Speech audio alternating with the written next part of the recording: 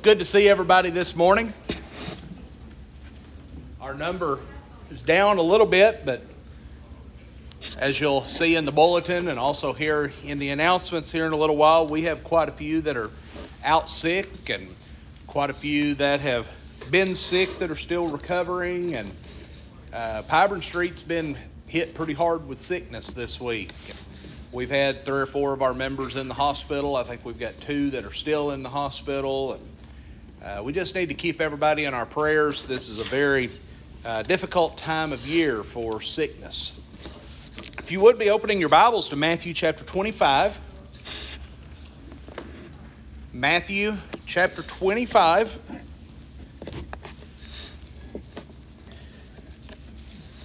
And this morning we're going to begin in verse 14. Matthew 25, verse 14.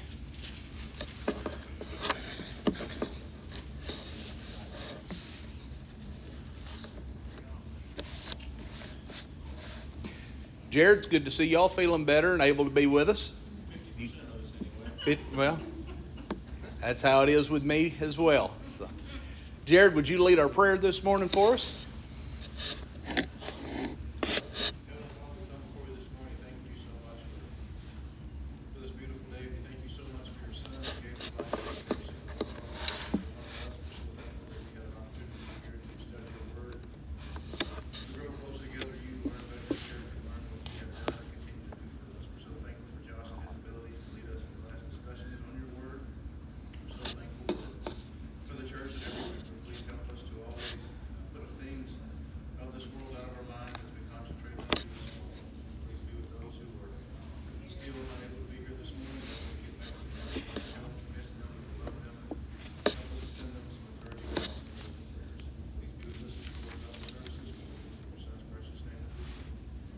Amen.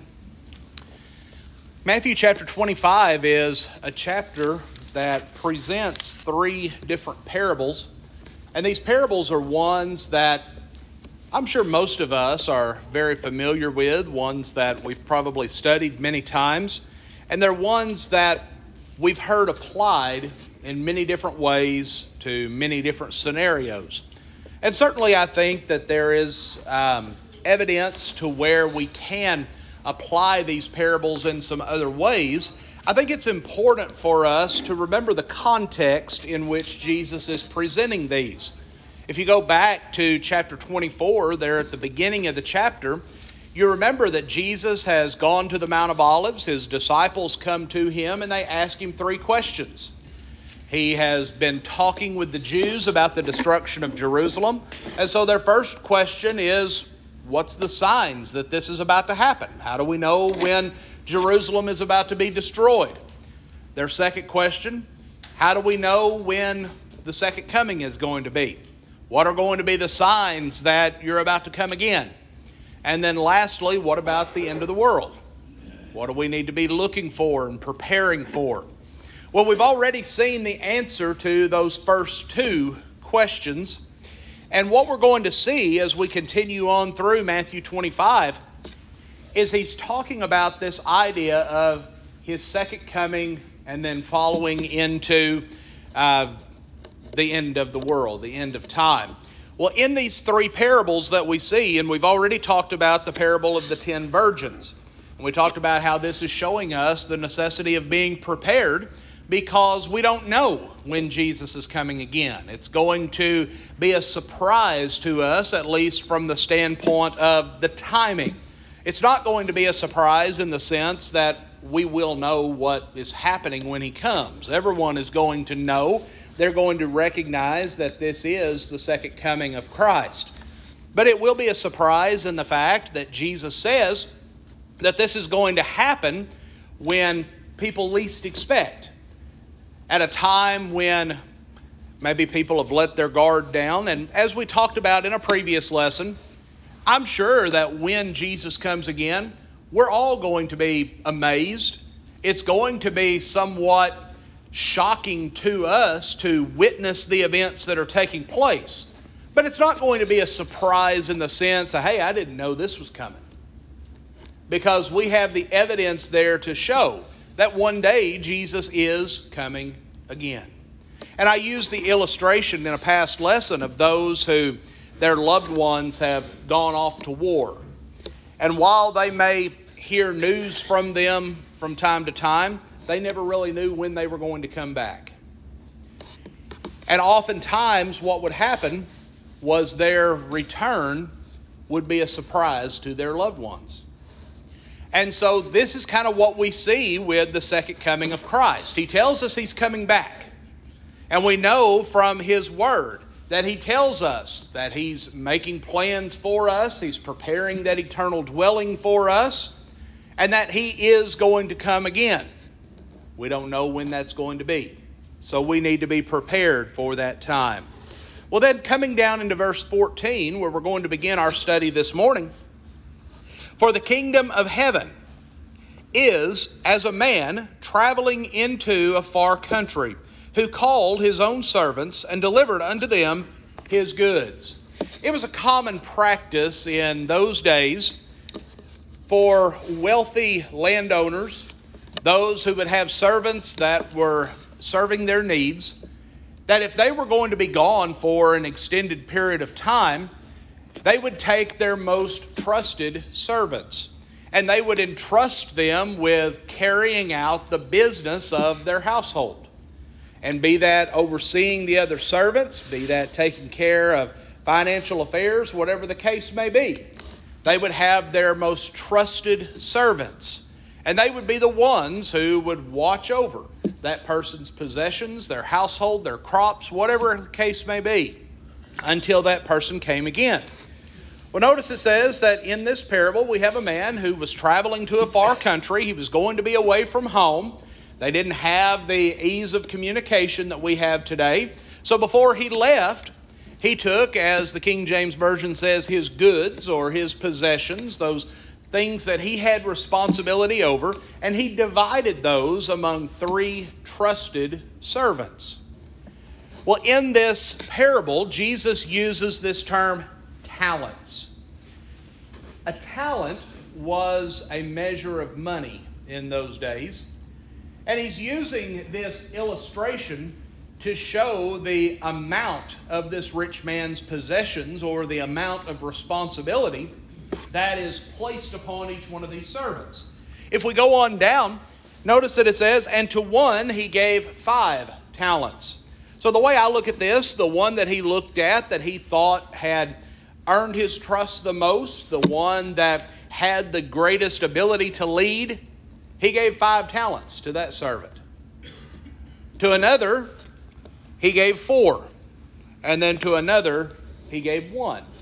Indicating that he recognized each one of these servants had the ability to use those talents, had the ability to execute the responsibility placed upon them in a responsible fashion.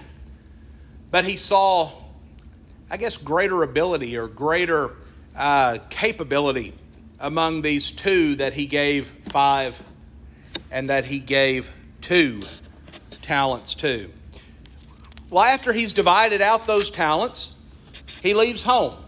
Notice it says, and straightway or right away he leaves and he goes on his journey. Then he that had received the 5 talents went and traded with the same. So he took what this rich man had given him, and he went out and he used what he was given in the way that the rich man would have used it. He went out and he continued to transact business and to carry out those responsibilities in a proper fashion. Well, as a result of the efforts that he put forth, the 5 talents that he was given doubled. It grew to 10 talents. Likewise, verse 17, he that had received 2, he went out, he did the same thing. He used those 2 talents in the same way that the rich man would have, and he was successful as well. He gained 2 more. But then we see the one that received 1 talent. He thought about that situation. Verse 18, he was afraid he was going to lose it. He was afraid he was going to be in trouble if his master came back and he had lost those funds. So he went out and he dug a hole. He buried his talent in the ground. Or another way that we could look at this, he let that responsibility placed upon him fall by the wayside. He didn't carry out what was expected of him. Well, after a time, the master of those servants came back. Come back from a far country, came home to see what was taking place. Those servants came to him, reckoneth with him, came to him to give a report of how things had gone. Well, the one that had received 5 talents, he came and he presented 5 more. He said, see, I took what you placed me in charge of. He said, I went out and I used it. I was successful and I doubled what you gave to me. Well, in verse 21, notice his response. The Lord said to him, well done, thou good and faithful servant. Thou hast been faithful over a few things. I will make thee ruler over many things. Enter thou into the joy of the Lord. Then the second man steps forward. He said, you gave me 2 talents. He said, I took it out, and I have gained 2 more. He said, you placed me in this role. You gave me this responsibility, this ability. I went out. I used what you gave me the responsibility to do. And look, I've been successful as well. I've doubled what you gave me. Well, once again, the master told him the same thing. Well done, good and faithful servant. Enter into the joys of the Lord. In this illustration, we see this master is telling them, you've been successful. You did exactly what I wanted you to do. Therefore, you're going to be blessed as a result of that. But then the third man comes forward. Oh, I was scared. I was afraid. I didn't think that I could please you. I know you're a hard man. I know that you're not. Notice the examples that he gives. He says, I know that you have reaped where you have not sown. You've gathered where you have not strawn. Meaning this was a man who maybe at times resorted to some unscrupulous tactics. There was a man who was receiving rewards for something that he had not actually made the initial assessment or the initial steps to carry out that or to receive that reward. So this man, he said, I know what you're capable of. He said, I was afraid. He said, I was scared if I went out and I lost that 1 talent. I was afraid what you would do to me when you come back. So I didn't even try. I took what you gave me and I buried it in the ground. And here it is. I've brought it back to you. Didn't use it. Just let it lie there dormant. And he's come back. He presents that 1 unused talent back to the master. We're going to elaborate on some of this here in just a moment, but I want us to get the whole picture of what we see before we get into that. Well, notice the response of his Lord in verse 26.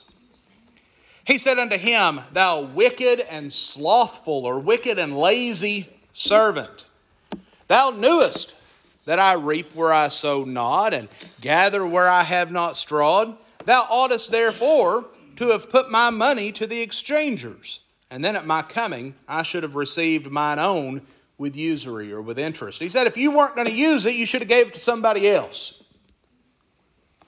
If you weren't going to carry out the responsibility that I placed upon you, don't just let that lie there unused. Let someone else use it. He said you could have at least, using modern day terminology, you could have at least taken it to the bank where it would have drawn some interest. But no, you dug a hole and you buried it in the ground. It didn't help you. It didn't help me. It was just there. But notice he said that this man did this, and notice how that he equated this action. He said that he was wicked and slothful. Wicked and lazy. He said, I only gave you one thing to do. Of course, I'm paraphrasing. I only gave you one thing. He said, I gave these other guys more than you. I gave this one 5, I gave this one 2, and look what they've done with theirs. You had the same ability. You had the same responsibility to use what you were given as these 2 men do. These 2 men are going to be blessed. But no. You were lazy. You were wicked. You didn't do what you were expected to do. So, 28, take therefore the talent from him, and give it unto him which hath 10 talents. For unto every one that hath shall be given, and he shall have abundance. But from him that hath not shall be taken away even that which he hath. And cast ye the unprofitable servant into outer darkness. There shall be weeping and gnashing of teeth. Let's make some application. Each and every one of us that are children of God, we have been given certain abilities and certain responsibilities that we are expected to carry out before our Master returns. Now, some of those are what we might refer to as universal responsibilities. Living a life of faithfulness, studying God's Word, worshiping God, those things that we look at that are expected of every Christian.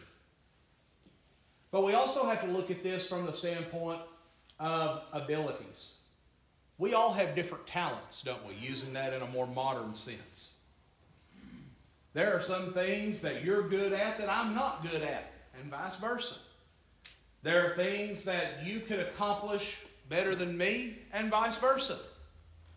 But we are expected to use the abilities that God gives to us in a way that is going to be beneficial for the kingdom. But how many times do we see people that are like that man that received only 1 talent? They're afraid. Well, I might say something wrong. I might do something wrong and make a fool of myself. Or I'm not comfortable with that. I don't even want to try. And so we don't use the abilities we have. So many times we see those who, maybe they're school teachers. They're able to go and stand in a classroom all day long and teach children all of those subjects. But they're not able to teach a Bible class. Or we see those who, you'll see them driving down the road singing at the top of their lungs. But you can't get them to try leading a song. Or you see those who are good at caring for their family members. Or you see those who have a talent for nursing or whatever your career path may be. And you use that to help others, but you don't ever use that to help your brethren. We've all been given abilities that we can use. And God expects us to use those. Now, in looking at the illustration that we see here, of course, this is talking about money. And in this specific situation, it's talking about, as an example, these men were given different amounts of money. And they were to go out, they were to use that. But also, as I said, we can apply this in several different ways. We can apply this using the modern term talent. We can use this in regard to the responsibilities that are placed upon us as Christians. And we understand that as children of God, the more that we carry out a certain responsibility or we engage in a certain task, the more comfortable we become in that. The more open we become to trying different things and working in different areas. But ultimately, what this is saying is that part of being ready is to carry out the responsibilities placed upon us. Now, one thing that I find very interesting whenever we look at this man that has divided those responsibilities and gone into a far country, folks, that's talking about Christ. Before Jesus left and ascended back to heaven, who did he pass that authority to? To continue his ministry, to teach, to institute the church. That passed to the apostles, didn't it? And then over time, we know that the roles and things of that nature, that some of that differed a little bit, because we know over time that the miraculous gifts ceased and things of that nature. But that responsibility to continue to carry out the cause of Christ, that continued to pass from generation to generation, didn't it? That responsibility that Jesus initially gave to the apostles to carry out his ministry, whose shoulders is that upon today?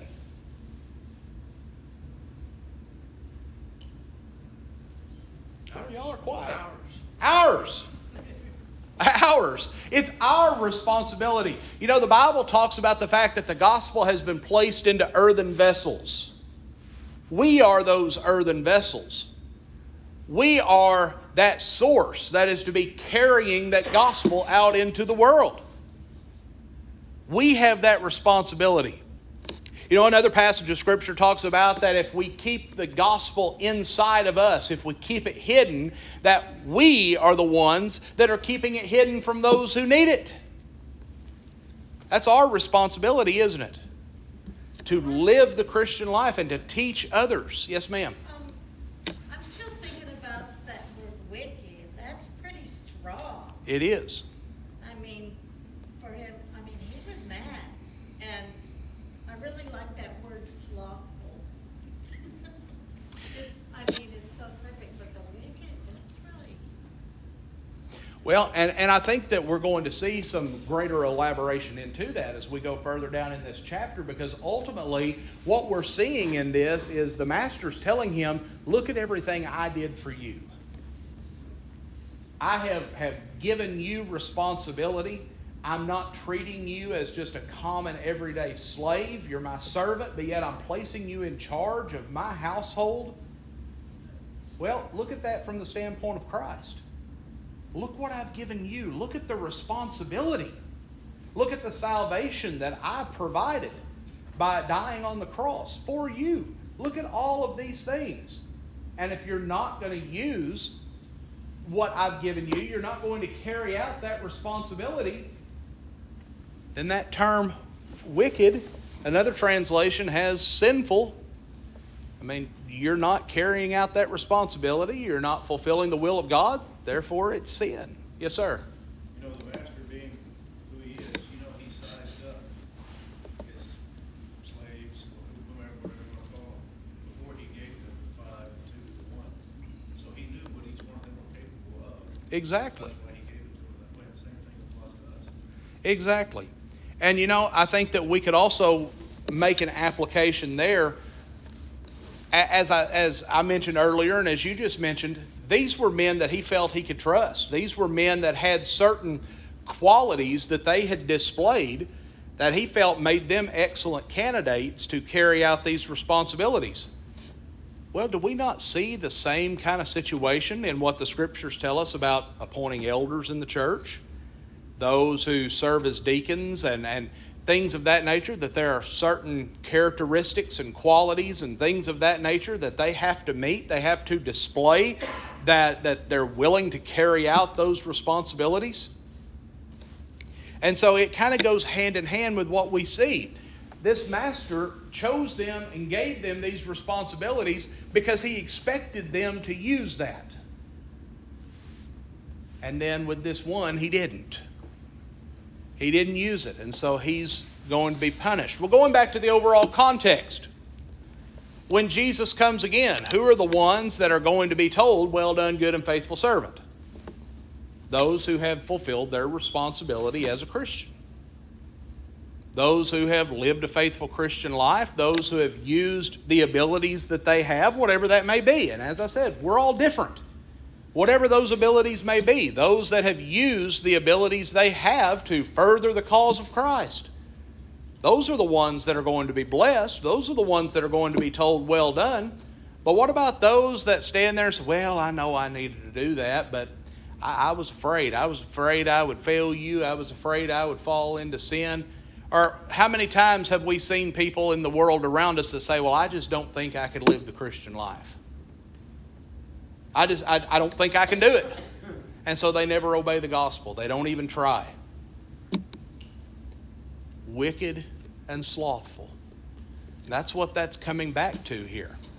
Those who are prepared, just as we saw in the previous parable, those 5 wise virgins, they had everything prepared. They had everything ready when the bridegroom came. But the 5 foolish, they hadn't prepared. They weren't ready. They had to leave and go prepare themselves. Well, when they came back, it was too late. I'm afraid that there's going to be a lot of people on that day when they hear the trumpet sound and they look up and they see Jesus coming in the clouds. They're going to want to try to get right with God at that moment. Just like those 5 foolish virgins, they had to go back into town and try to find oil. They had to try to prepare themselves at that time. There's not going to be a chance. The bridegroom's going to come, and we have to be ready when he comes. But as we see this overall message in this one parable, those who use the responsibilities that have been given to us, those are the ones that are going to be blessed. Now remember, who's Jesus talking to? Go back to the beginning of chapter 24. Who's he talking to in this discourse? He's talking to his disciples, isn't he? He's not talking to just the common everyday person. He's not talking to the Jews. He's talking about the people that have been following him, that are with him, that want to serve him. He's saying, guys, this responsibility is going to pass to you. And if you want to be ready, you want to be prepared, carry out that responsibility. All right. Any questions or comments on that parable? Yes, sir.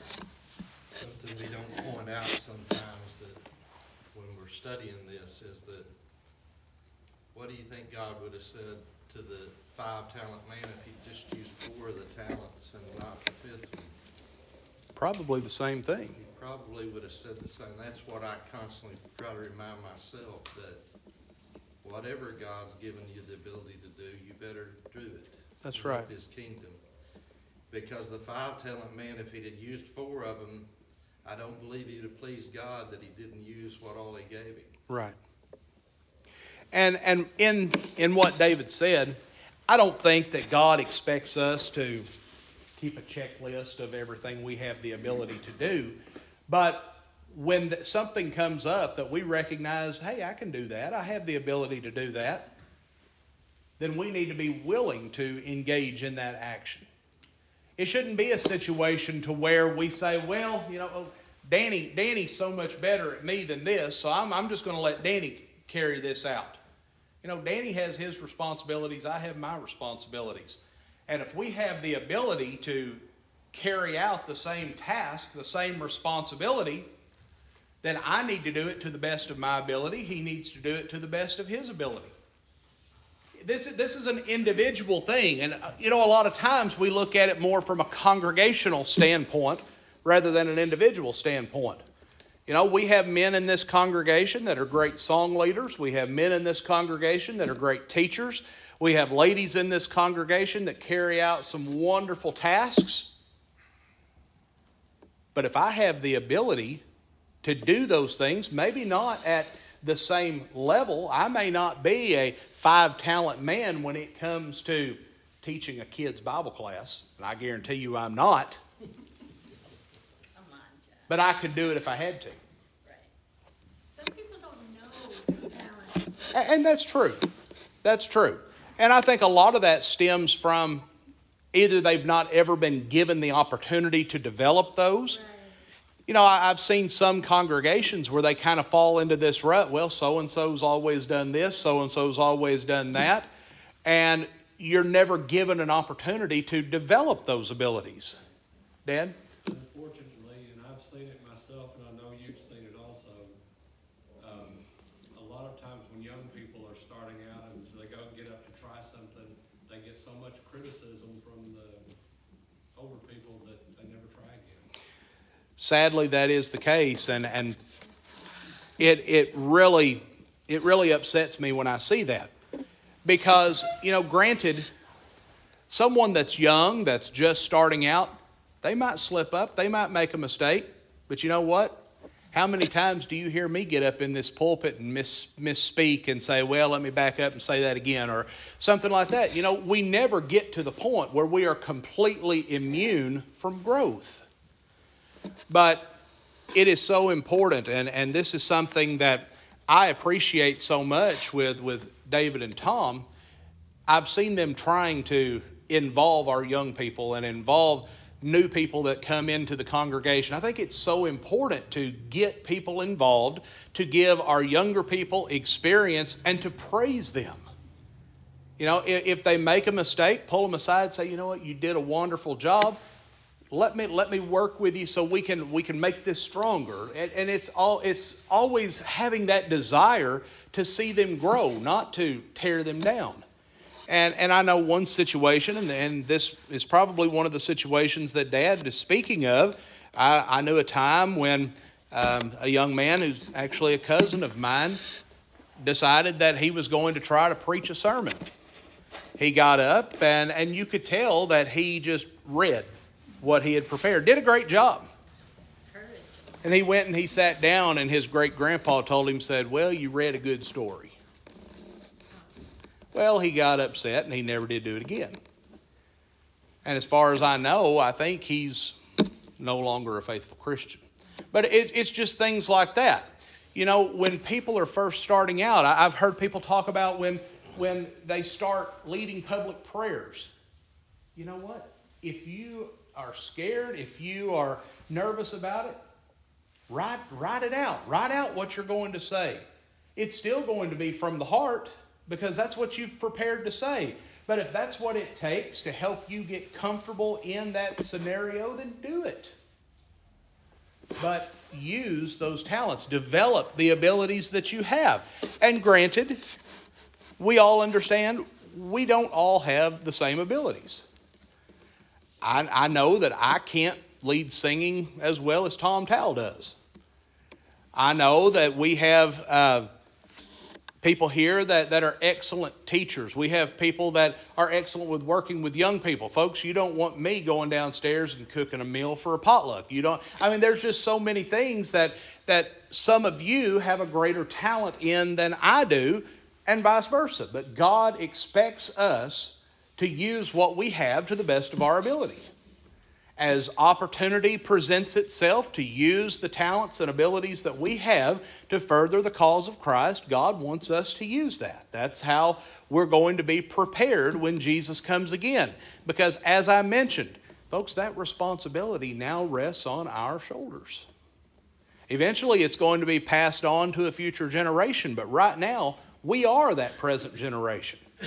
We are the one that is expected to carry out the cause of Christ. We're the ones that have the authority to carry the gospel to the world. And if we don't do it, then who will? Yes, sir. Josh, this all starts with attitude. It goes back, we've talked about it a lot, but the attitude ought to always be for the Christian. What can I do for the cause of Christ? Not what do I have to do, or what's the minimum I can do. Right. If we develop in us a spirit of what can I do to further the kingdom of Christ, it's amazing how many things you can do. Right. That's right. And one thing I often look at when I read the book of 1 Corinthians, their attitude was not what it needed to be in regard to why they were using their gifts, but you can't discount their passion. Now, their attitude was, hey, I want to use these miraculous gifts so people look at me. Their attitude wasn't right. But they had a passion about doing it. They wanted to use it. But that passion needs to be, as David said, how can I use this to serve God? How can I use the abilities that I have to bring glory to God? And then seize every opportunity that we have to do that. Now, their attitude was, let me use every opportunity because I want people to look at me.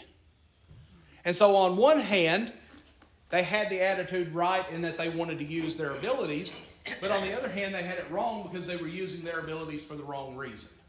And so we have to bring those two things together. We should always have that desire to be used, to use what God has given us to bring glory to Him. All right, any other questions or comments? All right, well, we've only got about 1 minute, so we're not going to go on into the next parable. But Lord willing, next Sunday morning we'll pick up in verse 31.